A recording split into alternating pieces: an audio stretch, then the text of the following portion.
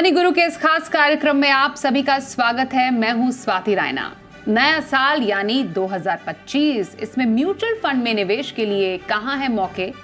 अब इस साल में इक्विटी निवेश से कहां बनेगा आपका पैसा? कौन सी स्ट्रैटेजी आपके लिए रहने वाली है हिट?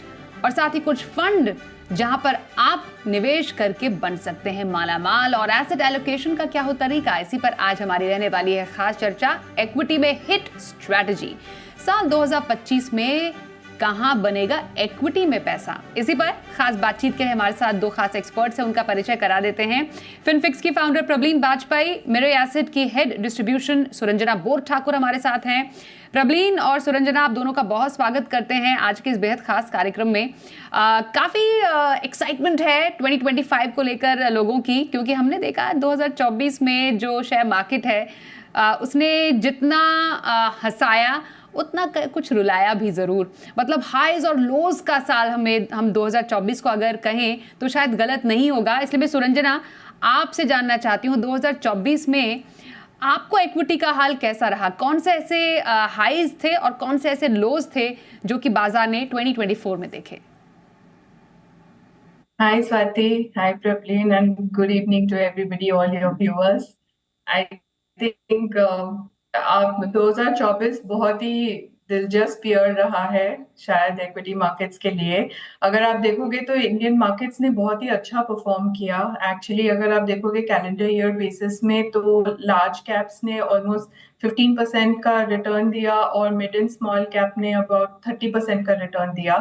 अगर हम सेक्टर्स की बात करें तो आपका हेल्थ केयर, टेलीकॉम, पावर, ऐसे सेक्टर्स ने बहुत अच्छा परफॉर्म किया। और अगर आप अंडर परफॉर्मेंस की बात करें तो एफएमसीजी सेगमेंट ने बहुत अच्छा परफॉर्म नहीं किया। बट पीएसयू एक कोहॉर्ट है जिसने बहुत अच्छा परफॉर्म किया इस साल, और मैन्युफैक्चरिंग और कंजम्पशन जैसे थीम ने भी अच्छा रिटर्न्स दिया। अगर हम स्टाइल की बात करें तो वैल्यू ओरिएंटेड स्टाइल ने काफी अच्छा किया, जबकि ग्रोथ ओरिएंटेड स्टाइल ने थोड़ा सा अंडर परफॉर्म किया। बट 2024 एक बहुत इंटरेस्टिंग ईयर इसलिए भी रहा क्योंकि आईपीओज बहुत सारे आए, main board IPOs as well as SME IPOs आए, और ये मोमेंटम शायद कंटिन्यू होगा, 2025 में भी कंटिन्यू होना चाहिए। एफपीआई नेट सेलर्स रहे हैं, और एफपीआई इनफैक्ट ये कॉन्ट्रडिक्टरी है कि शायद ये एमएससीआई जो इमर्जिंग मार्केट इंडेक्स है उसमें इंडिया का वेट काफी बढ़ गया है। लेकिन अगर आप देखोगे FPI holdings almost 10 year lows पे है।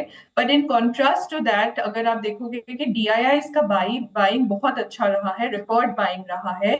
एसआईपी फ्लोज जो है वो बहुत स्ट्रांग रहे हैं, 25,000 करोड़ के ऊपर का बुक अभी मंथ ऑन मंथ चल रहा है, जो कि बहुत स्ट्रांग बैकिंग है। पर अगर आप देखोगे इंडियन हाउस होल्ड का ओनरशिप है वो एक्चुअली अभी भी काफी अंडर एलोकेटेड है ग्लोबल एवरेजेस के कंपैरिजन में।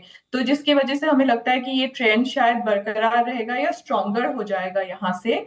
बट फोर्थ स्ट्रेट ईयर है जब इमर्जिंग मार्केट्स को इंडिया आउट परफॉर्म कर रहा है। एंड डिस्पाइट पॉलिटिकल इवेंट जैसे आपका इंडियन इलेक्शन था या यूएस में इलेक्शन था, उसके बाद भी ये हुआ है।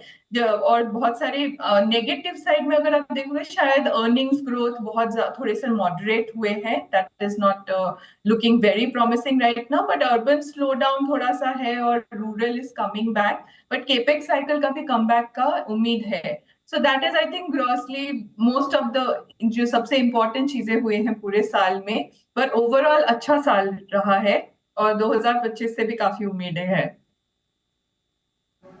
एब्सोल्युटली। अब आपने क्योंकि कहा कि ओवरऑल अच्छा साल रहा है तो हमने कुछ नॉट सो गुड मोमेंट्स की बात की, क्योंकि देखिए हमने 2024 में निफ्टी को 26,000 जाते हुए भी देखा है, हाईज भी रहे हैं, लोज भी रहे हैं। और सबसे अच्छी बात यहाँ पर ये रही है कि रिटेल इन्वेस्टर्स का जो भरोसा है वो बाजार में काफ़ी बरकरार और अच्छा देखने को मिला है। तो प्रबलीन, ये कहना गलत होगा कि अगर मार्केट सुस्त रहा तो म्यूचुअल फंड और एसआईपी के मामले में काफ़ी चुस्ती नजर आई। दैट मीन्स कि वॉलेटिलिटी के बीच भी म्यूचुअल फंड जो इन्वेस्टर्स थे और म्यूचुअल फंड में इन्वेस्टमेंट धुआंधार देखा गया। तो उसकी मेन हाइलाइट्स क्या रही हैं? जी Swati, hello to you and to Sanjana also. बिल्कुल, आई थिंक जो रिटेल इन्वेस्टर्स हैं उनकी मैच्योरिटी रिफ्लेक्ट करता है 2024। हमने अगर हम कुछ पिछले सालों को देखें स्वाति, तो जो एसआईपी फिगर्स है लगातार स्ट्रॉन्ग होते रहे हैं। 2016-17 अगर हम फाइनेंशियल ईयर की बात करें तो उस टाइम पे एसआईपी 3,000-4,000 करोड़ की बुक थी। उसके बाद अगर हम कोविड, थोड़ा प्री कोविड फेज देखें जो 2019 एंड 20 का फाइनेंशियल ईयर, वहां पे ये जाके करीबन 8,000 करोड़ पे गए। 2021-22 तक धीरे धीरे डबल डिजिट्स पे आए। 23 में हमने देखा 13,000, फिर 15,000 की ऊंचाइयों पे पहुंचे। लास्ट ईयर नवंबर में देखिए तो 17,000 पे थे। और अभी लगातार सेकेंड मंथली, जैसे अभी सुरंजना भी मेंशन किया, that the SIP book has been at very strong 25,000 crore की। तो डेफिनेटली ये इंडियन इन्वेस्टर्स की मैच्योरिटी दर्शाता है, ये रिटेल इन्वेस्टर्स का भरोसा दिखाता है, जो इंडिया जैसी कंट्री में बहुत रिक्वायर्ड है। Although at a country level अगर हम asset allocation point of view से देखें स्वाति, तो इंडियन हाउस होल्ड्स में अभी भी इक्विटी बहुत कम है, जिसकी काफी ज्यादा जरूरत है पेनिट्रेशन की, क्योंकि हम एक ऐसी कंट्री में है जहां पे हमारे पास सोशल सिक्योरिटी के बहुत सारे माध्यम नहीं है। हमारे पास रिटायरमेंट के टाइम पे कोई रिटायरमेंट इनकम के सरकार की तरफ ऑटोमेटेड इंस्ट्रूमेंट्स नहीं है कि हर सिटीजन को कुछ मिलेगा ही। यानी कि हमें अपने रिटायरमेंट, अपने फ्यूचर के लिए खुद सेव करना है। एंड उस चीज को देखते हुए आई थिंक इक्विटीज की जो इंपॉर्टेंस है वो डेफिनेटली इन्वेस्टर समझ रहे हैं कि उनको एक ऐसा एसेट क्लास में निवेश करना है जहां पे उनको रियल रिटर्न्स मिले। इंडिया जैसी डेवलपिंग इकोनॉमी में उनको इन्फ्लेशन को बीट करना जरूरी है। तो definitely equities and equity investments की तरफ थ्रू एसआईपीज जो फिगर्स आए हैं, आई थिंक वो बहुत प्रॉमिसिंग है। एंड आई थिंक वो टाइम भी दूर नहीं है जब हम जल्दी ही आई थिंक 30,000 की एसआईपी बुक देखेंगे। अगर हम ग्रोथ की परसेंटेज में देखें तो 2020 से अगर हम देखें तो जो मंथली एसआईपी बुक है ऑलमोस्ट 24% के कैगर पे बढ़ी है, विच इज अमेजिंग। ये डिजिटाइजेशन और एक financialisation of Indian house hold savings के रूप में निकल के आ रहा है। एंड डेफिनेटली हमने रोबस्ट इनफ्लोज सारे मार्केट कैप्स में देखे हैं, और लगातार स्मॉल और मिड कैप जैसे सेगमेंट्स में भी हमने एक very resilient inflows and resilient जो रिटर्न्स रहे हैं मार्केट्स के, वो भी हमने लगातार देखे हैं। So definitely very interesting year Swati. And I think investors की मैच्योरिटी, उनका कॉन्फिडेंस और उनका ऑप्टिमिज्म, आई थिंक ये सब दर्शाता है 2024।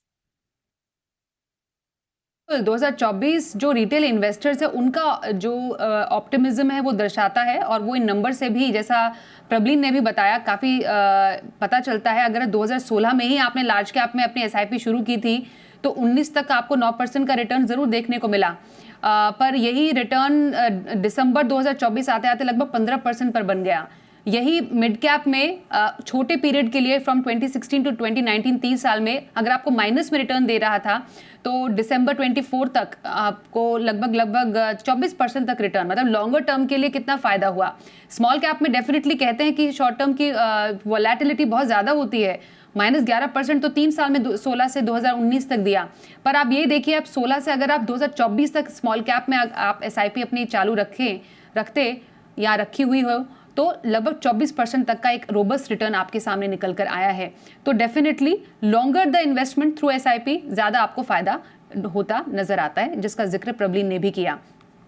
मैं सुरंजना अब आपसे जानना चाहती हूँ 2025, क्योंकि आपने बोला कि काफ़ी ज़्यादा उम्मीद है कि 2025 काफ़ी अच्छा होगा। अगर कुछ मेजर इवेंट्स या कुछ अगर ट्रिगर्स की बात करें 2025 के लिए जो कि शेप अप कर सकते हैं इंडियन इकोनॉमी और भारतीय बाजार को, तो वो बड़े फैक्टर्स क्या रह सकते हैं? सो आई थिंक जो स्टार्ट हुआ है अभी, हम जब 2025 की बात कर रहे हैं, जब दिसंबर में आप देखोगे तो थोड़ी सी डोमेस्टिक ग्रोथ में थोड़ी सी स्लो डाउन आई है, जो कि आपके जीडीपी नंबर्स में दिखा रहा है, या आपका जो हाई फ्रीक्वेंसी इंडिकेटर्स बोलते हैं हम जिसको, उसमें थोड़ी सी सॉफ्टनेस देखने को मिली है। तो थोड़ी स्लोअर ग्रोथ इसलिए रही है क्योंकि आपकी गवर्नमेंट केपेक्स जो है वो बिकॉज ऑफ इलेक्शंस थोड़ी सी स्लो डाउन हुई है।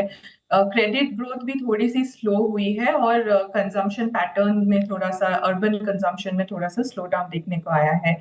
बट जैसे कि केपेक्स की बात करी मैंने, ये जब कैपिटल एक्सपेंडिचर होता है उसमें हमने काफी पहले भी ऐसे सिमिलर ट्रेंड्स देखा है कि जब इलेक्शन ईयर होता है ना, तो उसमें आपका first half of the election year में थोड़ा सा स्लो डाउन होता है, बट पिकअप हो जाता है second half of the year में। इनफैक्ट पिछले 2 महीने में आप लोगों ने देखा होगा कि केपेक्स नंबर्स शायद काफी स्ट्रांगली वापस भी आ रहा है, और सेकेंड हाफ में हम काफी सब्सटैंशियल ग्रोथ एक्सपेक्ट कर रहे हैं।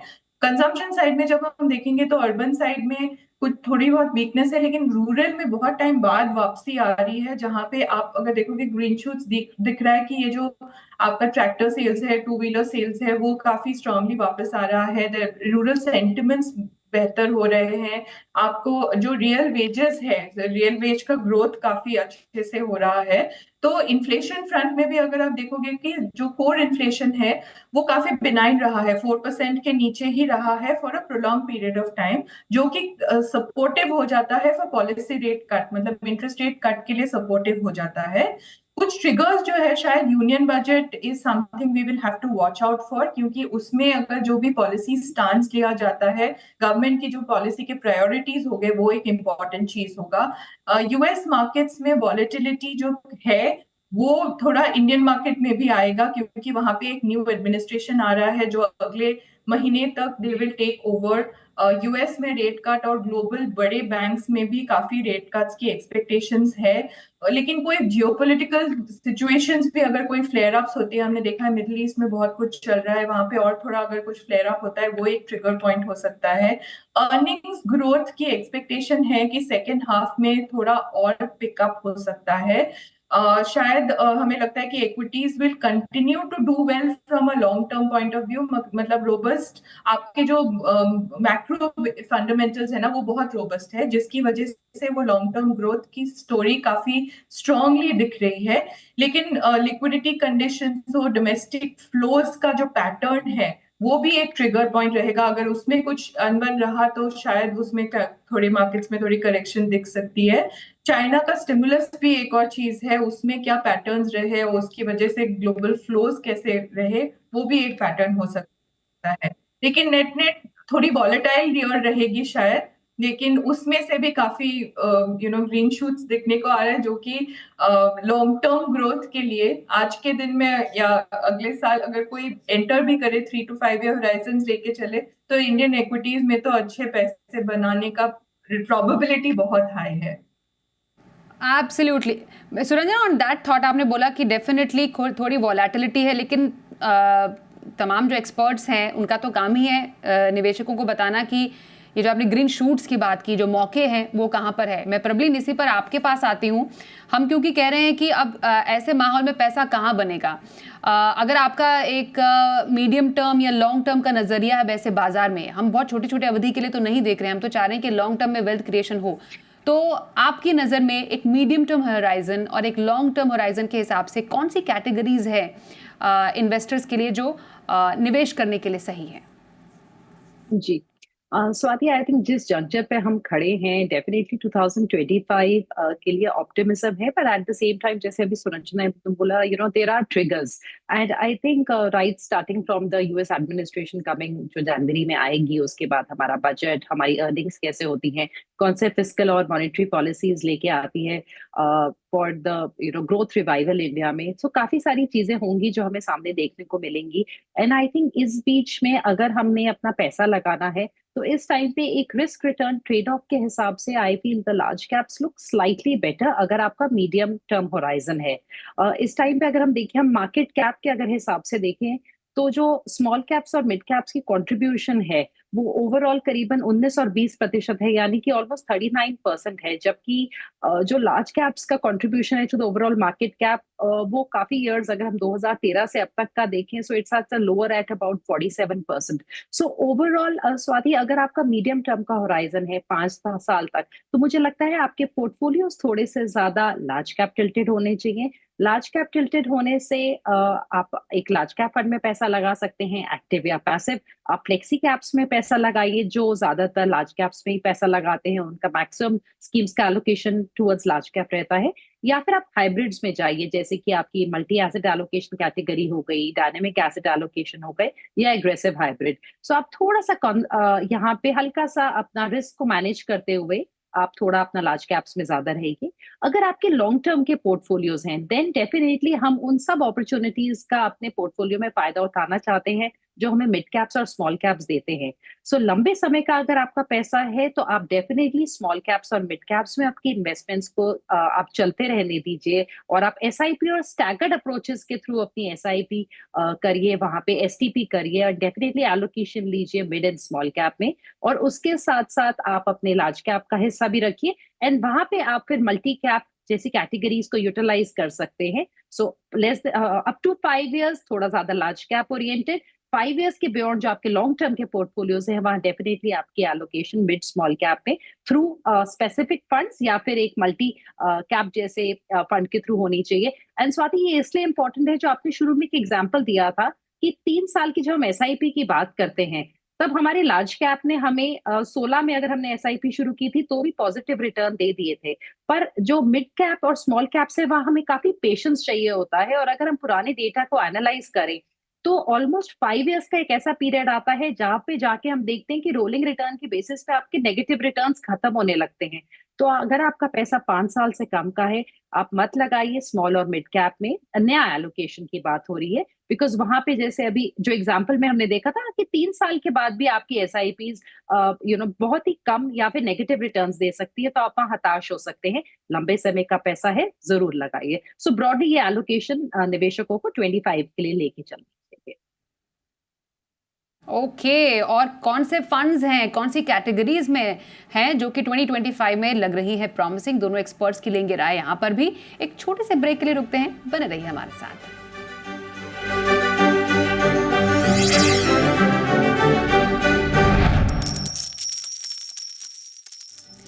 साल 2025 में इक्विटी में कैसे रहे आपके हिट स्ट्रैटेजीज पर बात चल रही है। सुरंजना बोस ठाकुर मिरर एसेट से हमारे साथ हैं और फिनफिक्स से प्रवीण बाजपेयी से हम कर रहे हैं खास बातचीत। और सुरंजना, अब एक एसेट एलोकेशन स्ट्रैटेजी कैसे बनाए, किन बातों पर डिपेंड करे किसी एक इन्वेस्टर की एसेट एलोकेशन?